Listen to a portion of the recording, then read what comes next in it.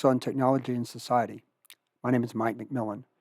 Today I'm going to be reviewing Empire of AI by Karen Howe, and I'm going to be presenting 5 ideas from the book. So let's get started. This book matters because AI is becoming more and more important in most aspects of our life. Knowledge workers especially are being affected by AI, and the general public also. OpenAI is a leading company in the development of AI technology, and this book covers the history of that company. And I think anybody who has an interest in AI should understand the history of OpenAI and how they've gotten to where they are today.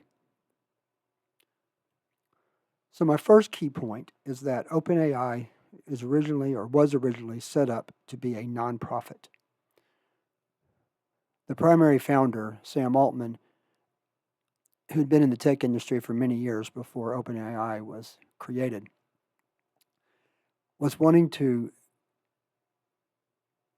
found a company to develop artificial general intelligence, more commonly abbreviated as AGI, in an attempt to beat Google at the development of this key technology.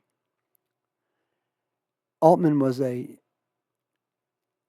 not a big fan of Google and was very interested in seeing that a company other than Google was the one to develop AGI. Altman also wanted to develop safe AGI for the benefit of humanity in a way that whatever the technology led to would not harm people, but instead be used for our benefit. And then also one of Altman's plans, was to have OpenAI be known as a good AI company and have Google be known as an evil AI company. And that was very important to Altman. However, and this is my second key point, as OpenAI was developing AI technology, it became harder and harder to stay as a nonprofit, and there were more and more pressures for the company to go for profit. One reason was because they needed the funding. It cost a tremendous amount of money to develop generalized AI, and especially an AI that could be considered to be super intelligent.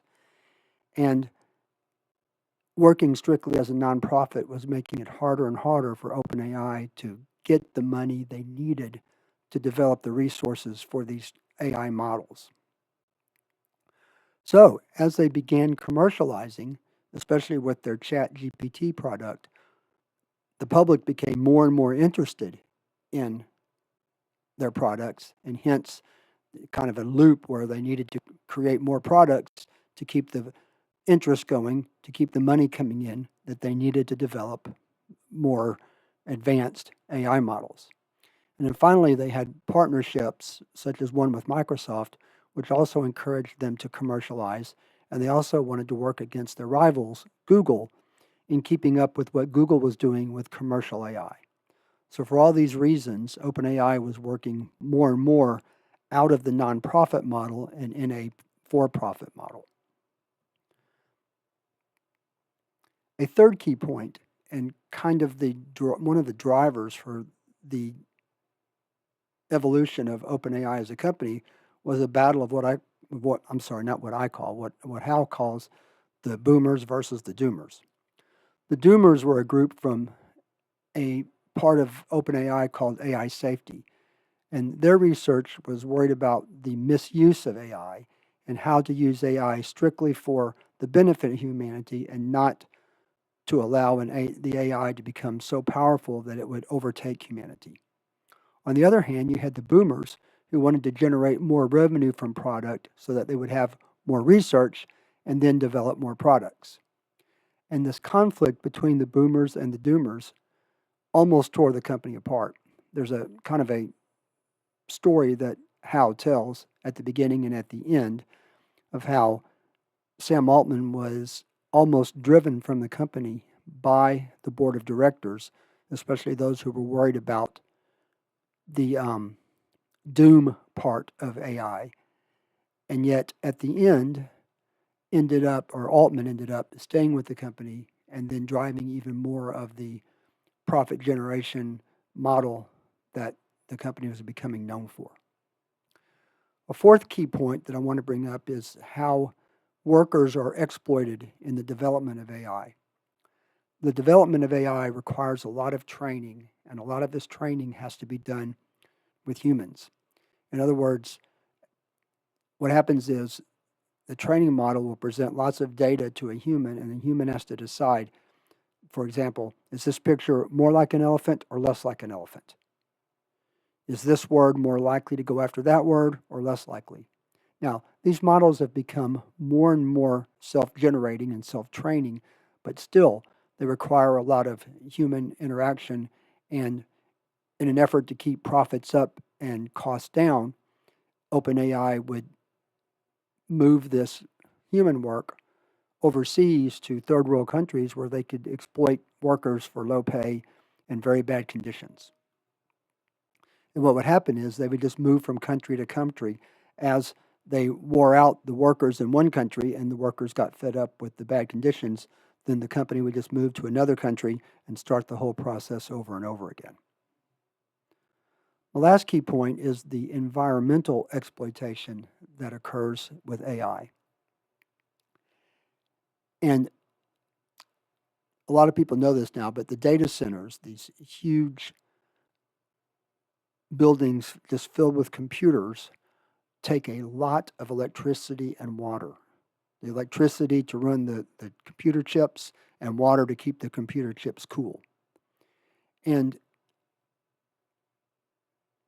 obviously, these kind of requirements end up really causing lots of environmental havoc.